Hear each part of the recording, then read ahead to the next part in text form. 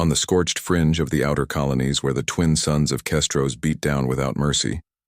A lone freighter pilot named Lila Cruz guided her battered ship through the thin, dusty air of Outpost 7. The hauler groaned like an old beast as it settled onto the cracked landing pad, its metal skin pitted and scorched from too many near misses and too few repairs. Lila was tired.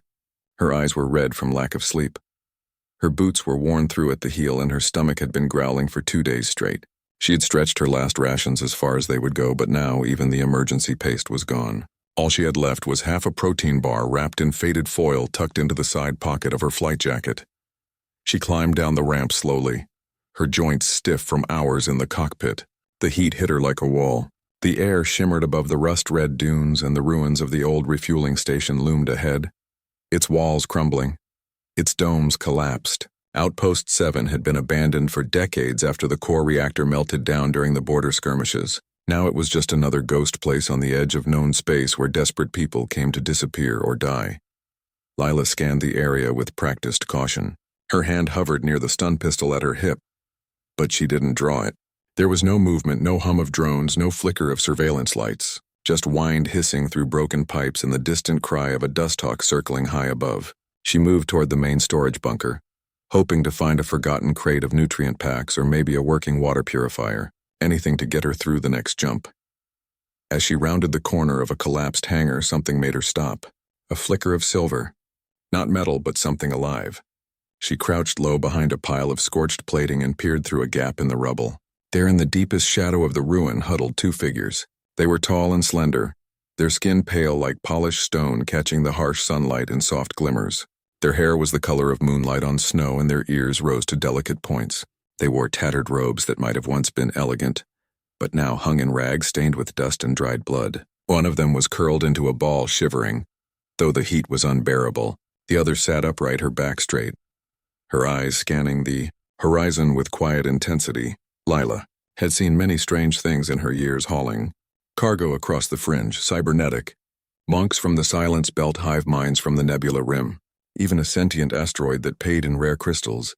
But she had never seen anything like these 2. They looked ancient and fragile, yet there was a stillness about them that spoke of deep strength. They were clearly not human, and they were clearly starving. Her first thought was to turn back. Survival on the frontier meant minding your own business. Helping strangers got you killed or worse. But then the smaller one coughed a dry, broken sound that echoed in the hollow silence. And Lila felt something twist in her chest. She remembered her brother on their homestead back on Ceres, how he shared his last biscuit with a stray dog during the drought. He said, "Kindness costs nothing but can mean everything." Before she could talk herself out of it, Lila stood up slowly and stepped into the open. The taller figure snapped her head toward her, eyes wide and sharp as glass. She rose in one fluid motion, placing herself between Lila and the smaller one. There was no weapon in her hands, but her stance was ready. Her fingers curled like claws. Lila raised her empty hands, palms out. She didn't speak. Words could be misunderstood. Instead, she reached slowly into her jacket and pulled out the half-protein bar. She unwrapped it carefully and held it out. The foil glinted in the sun. For a long moment, no one moved. The wind carried grains of red sand across the ground between them. Then the tall one tilted her head slightly. Her eyes narrowed not in suspicion, but in something like wonder. She took a cautious step forward, then another. When she was close enough to touch, she stopped and looked Lila in the eyes. Her gaze was deep and strange, like looking into a calm lake at night. Then she reached out and took the food. Her fingers brushed Lila's, and for a second, Lila felt a warmth that had nothing to do with the suns overhead. The tall one turned and knelt beside the smaller one. She broke the bar in 2 and offered the larger piece to her companion. The younger one lifted her head slowly. Her eyes were huge and silver like twin moons. She took the food with trembling hands and ate it in small, careful bites as if afraid it might vanish. The older one watched her, then looked back at Lila and gave a single slow nod. It wasn't quite a smile, but it was close. Lila sat down a few meters away, not too close, not too far. She pulled her knees to her chest and watched the sky. The dust hawk had flown away. The twin suns began their slow descent, painting the dunes in shades of orange and violet. After a while, the younger one spoke in a voice so soft it was almost lost in the wind. The words were strange, melodic like water over stones. The older one answered in the same tongue, then turned to Lila. "You are human," she said. Her accent was odd, but her words were clear. Lila nodded. I am. My name is Lila, I am Naira. This is my sister Silva. We are Valerie. Leela had never heard the name before, but she didn't ask. Some things were better left unspoken. Instead, she said you were hungry. We have been walking for many cycles, Naira said. The ships that hunted us destroyed our vessel. We escaped in a pod, but it crashed far from here. We have had no food, no water. Only the dust, Lila frowned. Hunters. That meant trouble. Dominion enforcers or worse. She glanced at her ship. It wasn't much, but it could fly. Maybe she could give them a lift to the next station. But stations meant scans, meant questions. And these two didn't look like they belonged in any registry. Why did you help us? Naira asked suddenly. Humans do not often share with strangers, especially not with those who are not human. Lila shrugged. My mama used to say if you see someone hurting and you can help even a little, you should. It don't make you weak. It makes you human. Naira studied her for a long time.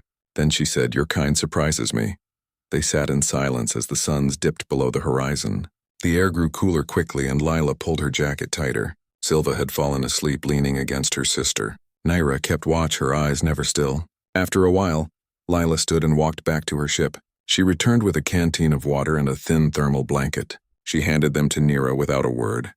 Thank you, Naira said. This is more than we deserve. No such thing, Lila replied. That night, Lila slept in the cockpit of her hauler. She left the ramp open just in case. She dreamed of silver eyes and singing stars. But in the quiet hours before dawn, she woke to a sound that was not wind. It was a low, deep hum that seemed to come from the ground itself. She sat up and looked out the viewport. Naira and Silva stood in the center of the ruined courtyard. Their hands clasped, their heads tilted back. They were singing. The melody was unlike anything Lila had ever heard. No instruments, no words, just pure tone that vibrated in her bones. The sand around them began to shift. Not from wind, but from something rising beneath. The earth cracked in a perfect circle, and from the darkness below, something enormous began to emerge. Lila held her breath. Scales black as night caught the first light of the rising sun. Wings unfolded like storm clouds. A head crowned with horns like twisted obsidian lifted high, and let out a breath that shimmered with heat and light. The creature was a dragon. Not a myth, not a story, but real and massive and ancient. Its eyes glowed like molten gold, and when it turned its gaze toward Lila, she felt both terror and peace at once. Silva ran to it laughing, a sound like bells, and threw her arms around its snout. Kaelin, she cried. You came. The dragon lowered its head and nuzzled her gently. Naira walked over to Lila, who had not moved from the ramp. This is Kaelin, Naira said. He is our bond soul, our guardian. He has been sleeping deep beneath this place waiting for our call. Lila could only stare. You gave us food when we had nothing. Naira continued. Now we offer you what remains of our legacy. Passage, protection, and purpose. Lila swallowed hard. Who are you really? We are the last of the Valari, Naira said. Once we tended the song weave, the thread that connects all living things across the stars. But the Dominion called it a threat. They hunted us, exiled us, tried to silence us. Now they are coming here. They tracked our pod. They will be here by midday. Lila looked at the dragon, then at the sisters, then at her old battered ship. She thought of the Dominion enforcers with their cold eyes and neural whips. She thought of the dying colony on Ceres where her brother had shared his last biscuit. What do you need me to do? Naira smiled then, truly smiled. Fly with us, and as the first glint of Dominion cruisers appeared on the horizon, Lila Cruz made the choice that would change everything. She walked down the ramp not as a freighter pilot, but as something new, something brave, something human in the best possible way. Before the suns rose high enough to burn the shadows from the dunes, the ground split open not with violence, but with a deep, slow groan, like the earth itself was breathing. From the crack stepped Kaelin. His scales were black as cooled lava, but shimmered with hints of deep red and gold when the light touched them just right. His wings folded against his back like the sails of an ancient ship, and his eyes glowed with a steady warmth that made Lila think of hearth fires and safe places. He was huge, taller than her freighter at the shoulder, and yet he moved with a quiet grace that seemed to defy his size. Silva ran to him, bare feet kicking up dust. She threw her arms around his snout and pressed her cheek to his scales. Kaelin rumbled a sound so low it vibrated through Lila's boots. It was not a growl, but something softer like a purr or a sigh of relief. Naira watched them with a small smile, then turned to Lila. He has been waiting for us, she said, sleeping deep beneath the crust of this world, since the Dominion first drove us from our home. The Valari do not travel alone. We are bound to dragons from birth. Caitlin is ours, and now he is yours too if you will have him. Lila blinked.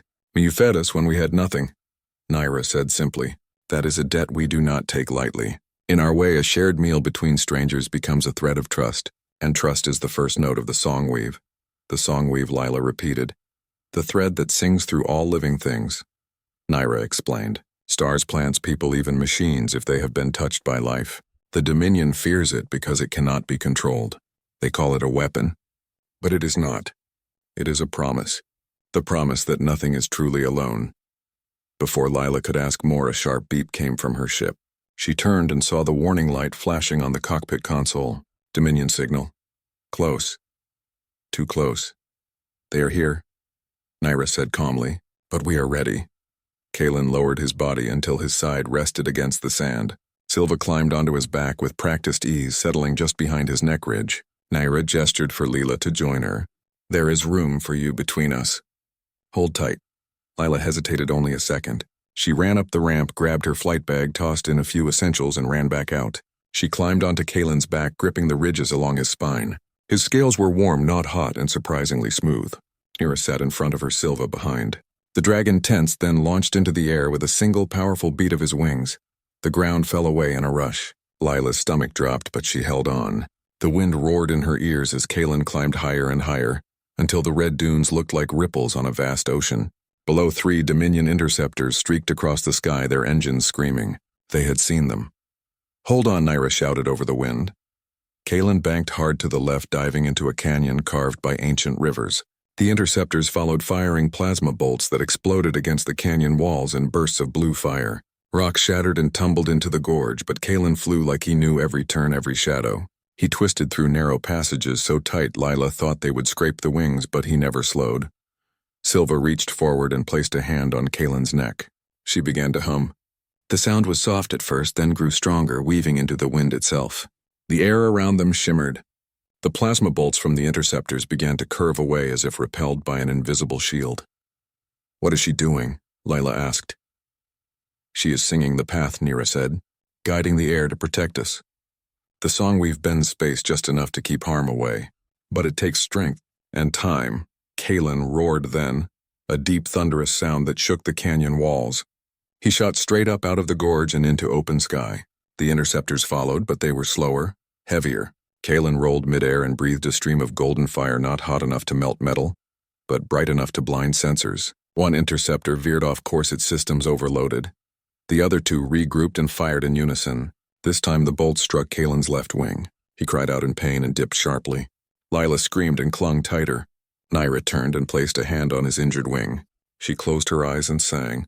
Her voice was low and steady like a river carving stone. The burns on his scales began to fade.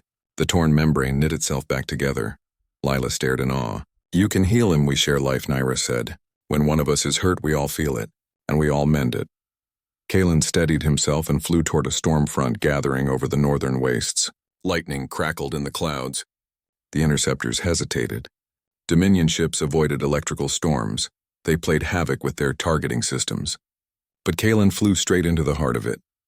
Inside the storm, the world turned white and black. Thunder boomed so loud Lila felt it in her teeth. Rain lashed at her face, cold and sharp. Kalen rode the currents like a dancer, weaving through bolts of lightning as if they were part of the song. Silva kept humming, her voice blending with the storm until Lila could not tell where the dragon ended and the sky began. When they emerged on the other side, the interceptors were gone. The storm had swallowed them whole. We are safe for now, Naira said, but they will send more. The Dominion does not give up. Where are we going? Lila asked. To the edge of the known rim, Nira replied. To a place the Dominion has forgotten, a place where the songweave is still strong. There we will find others like us, or we will make new ones. Lila thought of her life before this, hauling crates from one dusty port to another, eating tasteless rations, sleeping in a cockpit that smelled of oil and sweat. She had never thought much about purpose or legacy, she just flew. But now she was riding a dragon through storms with 2 alien sisters who sang to the stars. It felt unreal. And yet it felt more real than anything she had ever known. How did you end up here? She asked. Naira was quiet for a long time. Then she spoke. We were scholars once. Keepers of memory. The Velari lived on a world of crystal forests and singing rivers. We tended the song weave there for 10,000 cycles. Then the Dominion came. They said our ways were dangerous, that we gave life to things that should remain dead. They demanded we stop. We refused, so they burned our forests, silenced our rivers, and scattered our people across the void. Silva and I escaped in the last dragon ship. But they tracked us, and now they hunt us to the end. Lila looked at Silva, who was stroking Kaelin's neck, her eyes distant. She looked so young, too young to carry such loss. "What do you want from me?" Lila asked. "Not want," Naira said. "Need. You are human. Your kind is loud, fast, clever. You build things that last. You fight when you must. And sometimes you share your last bite of food with strangers.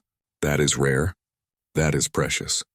The Dominion thinks humans are chaotic, weak, easy to control. But I have seen your heart, and I know better." Kaelin banked gently and began to descend toward a ring of jagged mountains. In the center lay a hidden valley, green and lush, unlike anything on this dry world. Waterfalls tumbled down black cliffs into a clear blue lake. Trees with silver leaves swayed in the breeze.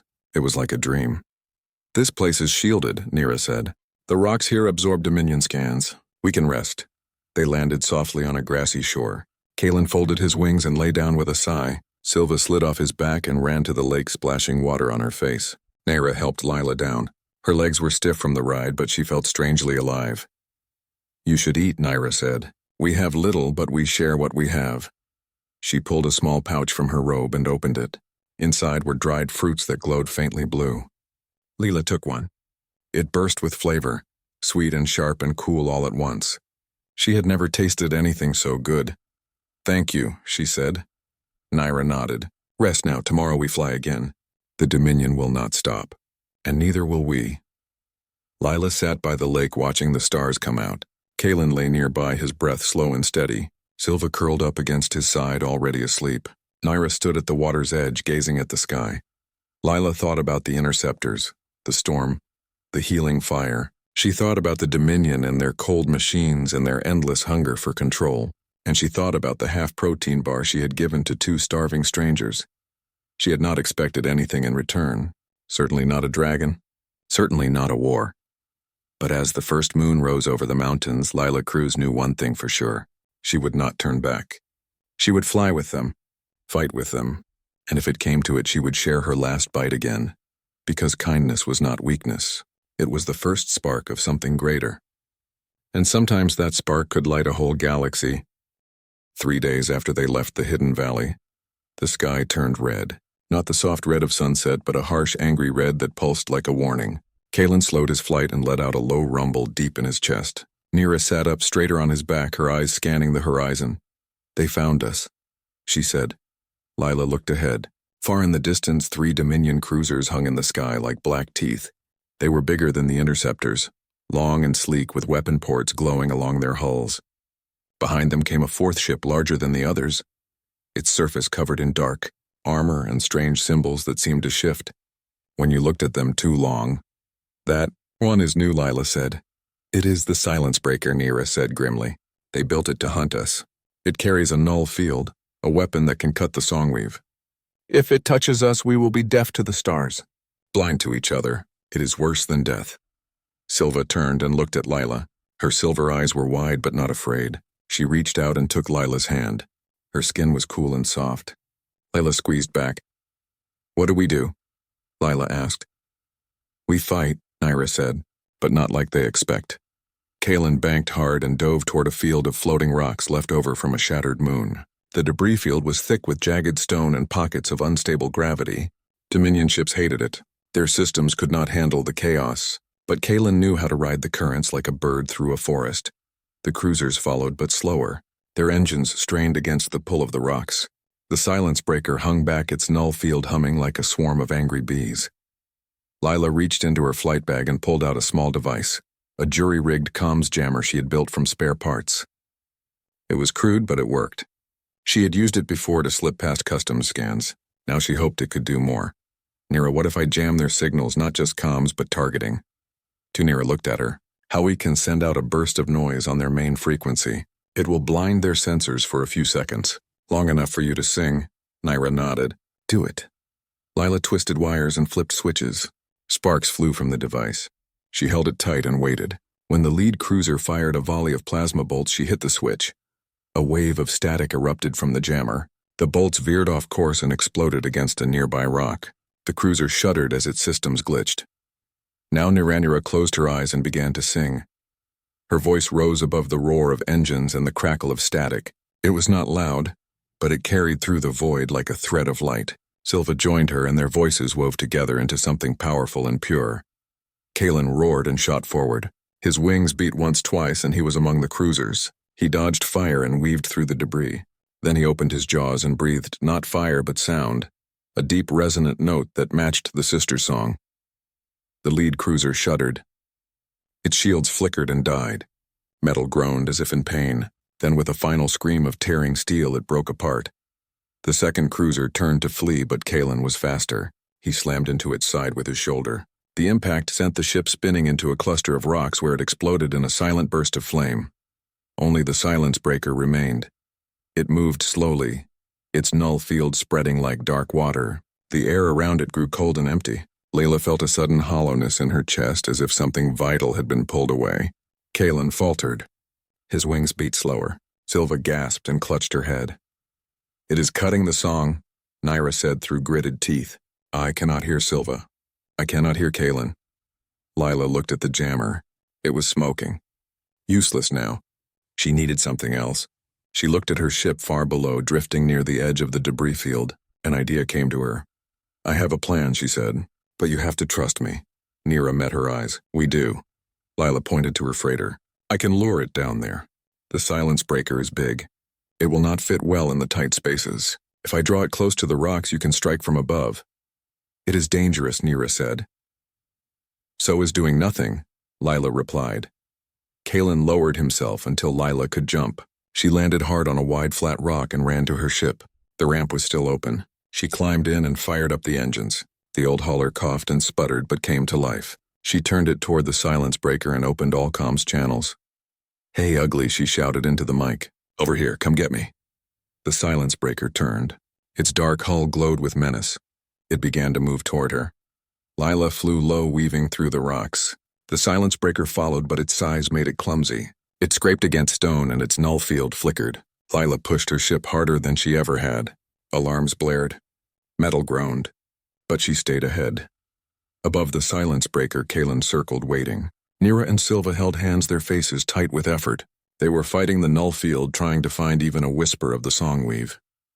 Lila flew straight toward a narrow canyon between two massive rocks. The silence breaker tried to follow, but its wings caught on the edges. It jammed itself tight. Engines screamed as it struggled. Now Lila yelled. Kalen dove like a falling star. Naira and Silva sang with all their strength. Their voices cracked the air. The null field shattered like glass. The silence breaker shuddered. Lights went out along its hull. It was blind. Lila pulled her ship up at the last second. Kalen struck the silence breaker with his full weight. His claws tore through armor. His breath melted steel. The ship broke in two and drifted apart, burning slowly in the void. Silence returned, but it was a good silence.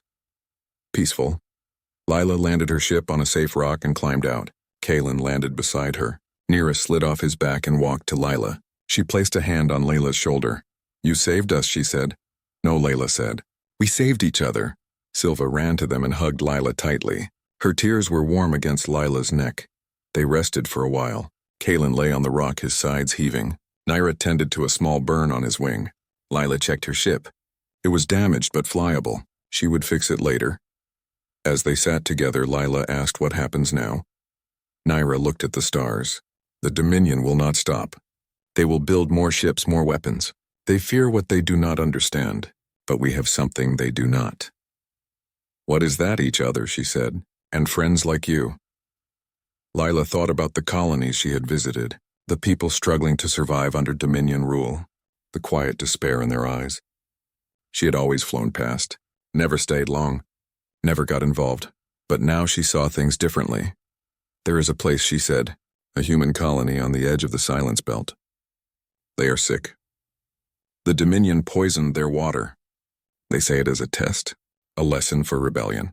No one helps them. No one dares." Naira listened quietly. "We should go there." she said. Layla looked at her. Why, because the song weave is not just for us, she said. It is for all who suffer. If we can heal even one world, it is worth the risk. Silva nodded eagerly. Kalen lifted his head and rumbled in agreement. Layla felt a warmth spread through her chest. It was not just hope. It was purpose. They left the debris field behind and flew toward the silence belt. The stars grew dimmer there as if the light itself was afraid. But Kalen flew steady and the sisters sang softly to keep the dark at bay. Layla sat between them, feeling small but not alone. She was just a freighter pilot with a beat-up ship and a kind heart. But with these two and their dragon, she felt like she could face anything. Even an empire. Even the end of the world. Because sometimes the smallest act of kindness starts the biggest change. And Lila Cruz had already started it. Now she would see it through. The silence belt was not truly silent. It was filled with the hum of dying stars and the whisper of lost comets. But to human ears, it felt empty. Cold. Hopeless. Lila guided Kalen through the thin veil of cosmic dust that marked the edge of the quarantined zone. Below them hung the planet Viridia, a world once green and bright, now wrapped in a sickly gray haze. Dominion ships patrolled the upper atmosphere, their hulls marked with the red seal of biocontainment. No one was allowed in. No one was allowed out. The official report said a natural plague had struck the colony, but Lila knew better. She had heard the truth in smuggler bars and encrypted freighter channels. The Dominion had seeded the water with a slow killer, a virus that weakened the body and clouded the mind. It was punishment for refusing to hand over their children for neural conditioning. Kalen circled high above, hidden in the shadow of a drifting ice moon. Naira studied the planet through a small crystal lens that glowed faintly in her hand. The songweave is faint here, she said, but it is not gone. It cries beneath the sickness. Silva leaned forward, her eyes wide with sorrow. So many hearts hurting.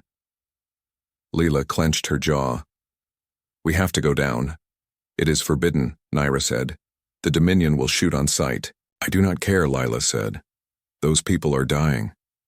And we can help them. Naira looked at her for a long time. Then she nodded. You are right. Fear should not stop us from doing what is right. Kalen dove through the clouds, his wings folded tight. The gray haze clung to his scales like a shroud. Below them, the land was barren. Fields that once grew golden grain were now cracked and dry. Rivers ran thick with sludge. The colony domes stood like broken teeth against the sky. They landed in the shadow of the main biodome, its walls cracked and dark. The air smelled of rot and chemicals. Lila pulled her scarf over her nose and stepped onto the poisoned soil. Her boots sank slightly into the soft ground. Nothing grew here. Not even weeds. A figure moved in the gloom. Then another. Pale faces appeared at broken windows. Hollow eyes watched them. No one came out. No one spoke. Lila walked to the nearest entrance. The door was rusted shut. She kicked it once, twice. On the third try, it gave way with a groan. Inside, the air was thick and stale. Rows of cots lined the walls. People lay on them unmoving. Their skin was gray, their breathing shallow. Children coughed in the corners. An old man sat by a dead heater, his hands shaking. Lila's heart ached. She turned to Naira. Can you help them? Naira stepped inside and closed her eyes. She placed a hand on the floor. Silva did the same. Kalen lay down just outside the dome, his massive body curling around the structure like a protective shell. The sisters began to sing. It started as a whisper, then grew into a river of sound. Their voices did not echo. They sank into the ground, into the walls, into the very air. The dome trembled. Dust fell from the ceiling. Then something green pushed through a crack in the floor. Lila watched in awe as tiny shoots rose from the concrete. Leaves unfurled. Flowers bloomed in colors she had never seen. Blue that shimmered like water, purple that glowed like dusk. The air grew sweeter. The gray haze outside began to lift. The sick people stirred. The old man lifted his head. A child. Stopped coughing and reached for a glowing petal that floated down from the ceiling. Tears ran down their faces, not from pain but from wonder. Nira and Silva sang for hours. Their voices never tired. Kalen breathed warm air into the dome, his breath carrying the scent of rain and earth. The song weave spread through the colony like roots through soil. Wells that had run dry filled with clear water. Dead trees outside sprouted new branches. The poison in the ground broke down into harmless dust. By dawn, the colony was alive again. People walked outside for the first time in months. They touched the new grass. They drank from the streams. They laughed, a sound that had not been heard on Viridia in years. A young woman approached Lila holding a baby wrapped in clean cloth. "Thank you," she said, her voice rough from disuse. "We thought we were forgotten." Lila shook her head. "You were never forgotten, just waiting for help." The woman looked at Nira and Silva, who sat beneath a newly grown tree. Their eyes closed in rest. "Who are they?" "Guardians," Lila said. "And friends." As the day wore on, more people came, not just from Viridia but from nearby outposts. Word had spread through hidden channels. A miracle had happened. The sick were healed, the land was green, and a dragon slept in the center of it all. Some were afraid at first. They had been taught that non-humans were dangerous, that the Dominion protected them. But when they saw the sisters share their last piece of fruit with a hungry child, they knew the truth. The Dominion does not protect Lila, told a group gathered around a fire. It controls. It punishes. It lies. "But you brought life," a man said. "We only reminded the world how to live," Nira said softly. "The song weave was always here. We just helped it remember." That night, the colony held a feast. Not much food, but enough. Bread made from new grain, soup from clean water. Music played on old instruments tuned for the first time in years. Children danced under the stars. Lila sat with Nira and Silva near the edge of the celebration. Kalen lay nearby, his eyes half closed but alert. "You changed everything," Lila said. "No," Nira replied. "You did. You brought us here. You believed we could help. Without you, we would still be hiding in the dust." Silva leaned her head on Lila's shoulder. "You are part of the song now." Lila smiled. It felt strange to be called part of something so big. She had always been alone, just Lila and her ship. But now she had sisters, a dragon, a purpose. In the distance, a Dominion patrol ship passed overhead, its lights scanning the planet. But the green had spread so far, the haze was gone.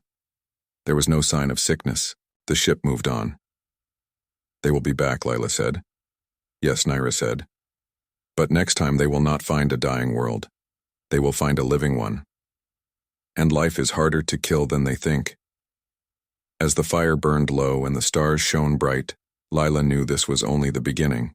Viridia was safe for now. But other worlds suffered. Other people waited. And they had the song weave. They had Kalen. They had each other. Kindness had started it all. A shared meal in the dust. Now it had grown into something strong enough to heal a world. And Lila Cruz would keep flying, keep fighting, keep sharing.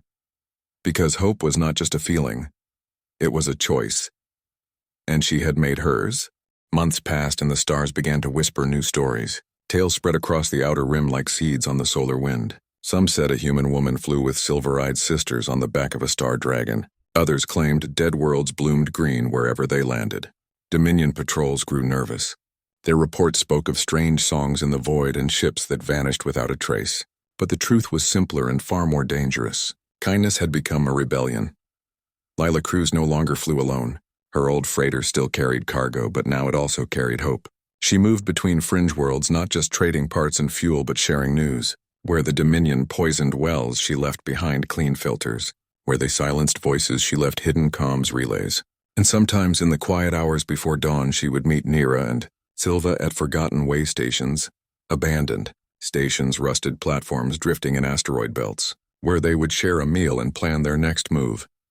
Kalen was never far. He circled above, cloaked in shadow, or slept beneath the crust of quiet moons waiting for their call. His presence was a secret weapon, not because he breathed fire, but because he carried life. Wherever he rested, the ground grew warm. Wherever he flew, the air grew clean. The Dominion could not understand such power. They only knew how to break, not how to heal. One evening, Lila landed on a small moon called Ellis 9. It was little more than a rock with a broken transmitter and a single water tank, but it was neutral ground. She stepped onto the surface and saw them waiting beneath a sky streaked with auroras. Nyra stood tall, her robes now woven with threads of living moss. Silva sat cross-legged, feeding bits of dried fruit to a small lizard that glowed faintly blue. Kalen lay coiled around a shallow crater, his scales reflecting the colors of the sky. "You are late?" Lila Nyra said, but her eyes smiled. "Had to drop off medicine on Ceres?" Lila replied. "The kids there are growing strong again." "Good," Nyra said. "Every life matters." They ate in silence for a while. The food was simple. Roasted roots, sweet berries, and water drawn from Kalen's breath, but it tasted like a feast. After the meal, Silva leaned against Lila and pointed to the stars. "They are listening," she said. "Who everyone?" Silva whispered. "The Valari are not the only ones who remember the song weave. Others are waking up. The hive minds of the Nebula Rim have stopped obeying Dominion commands. The cybermonks on Silence Belt now shield refugees instead of hunting them. Even the sentient asteroid you met years ago, Lila, it sent a message. It is gathering crystals for us. Gifts for new worlds." Lila felt a lump in her throat. It was working. The ripple she had started with one protein bar was becoming a wave. "But the Dominion is not idle," Nyra said. "They have built a new command ship. The Iron Heart. It carries a weapon that does not just cut the song weave, it burns it. If it fires on a living world, the song will die there forever. No healing, no growth, only silence." "Where is it?" Lila asked. "Orbiting the core worlds," Nyra said. "They plan to test it on a rebel moon next cycle." "Then we stop them," Lila said. "How?" Nyra asked. "It is guarded by a fleet, shielded in dark metal. Even Kalen cannot break through alone." Lila looked at her old freighter, then at the sisters, then at the dragon. She remembered the jammer, the debris field, the silence breaker. She remembered Viridia blooming under their song. She remembered the child who touched the glowing petal. "We do not fight their way," she said. "We fight ours, and so they planned. Not with bombs or beams, but with seeds and songs." Lila flew to a dozen fringe worlds gathering volunteers. Not soldiers, but farmers, teachers, healers. People who knew how to grow things, not destroy them. Nyra and Silva wove a new melody. One that did not attack, but invited. A song that called to the hidden life in metal and stone. Kalen gathered stardust from comet tails and breathed it into glass vials. When the day came, they did not attack the Iron Heart. They surrounded it. Lila flew her freighter close enough to be seen, but not close enough to be shot. Behind her came hundreds of small ships, freighters, skiffs, old mining rigs, each carrying people and plants and hope. Nyra and Silva stood on Kalen's back as he rose above the fleet. His wings spread wide. The Dominion commander demanded they surrender. Lila opened all channels and said only this: "We are not here to fight. We are here to remind you what you have forgotten." Then the sisters sang. The song was soft at first, then grew until it filled the void. It did not shatter shields. It seeped through them. The Iron Heart's dark metal began to warm. Green tendrils pushed through its hull. Flowers bloomed on its weapon ports. The burning weapon flickered and died not from damage, but from peace. On the bridge, Dominion officers stared in shock as their consoles filled with images of green worlds and laughing children. Memories they had buried long ago rose to the surface. A pilot remembered his mother's garden. A scientist recalled the first time she held a living plant. The commander looked at his hands and saw not weapons, but the hands of a man who once loved the rain. The fleet did not fire. They simply turned and left. The Iron Heart drifted silent and green.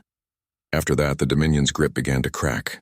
World after world rose not with guns but with gardens. Schools opened where songs were taught alongside science. Dragons, long thought extinct, were seen again sleeping beneath mountains and singing with the wind. Lila still flew her routes. She still traded cargo, but now when she landed, children ran to greet her. Elders offered her tea, and sometimes in the quiet hours she would find Nyra and Silva waiting with Kalen, curled around a campfire under the stars. "You could stay," Silva said one night. "Build a home here." Lila looked at the sky full of light. "I have a home," she said. "It is wherever you are." Nyra smiled. "Then you are truly one of us." But Lila knew she was still human, and that was the point. The Dominion had thought humans were weak because they felt too much shared, too easily loved without reason, but that was their strength. not their weakness. The greatest weapon against fear was not fire or force. It was food shared in the dust. It was a hand held in the dark. It was the quiet courage to believe that even the smallest kindness could change everything. And as Kalen lifted his head and sang with the stars, Lila Cruz knew the war was not over. But the future was no longer theirs to control. It belonged to life, to song, to those who dared to care. And that was enough.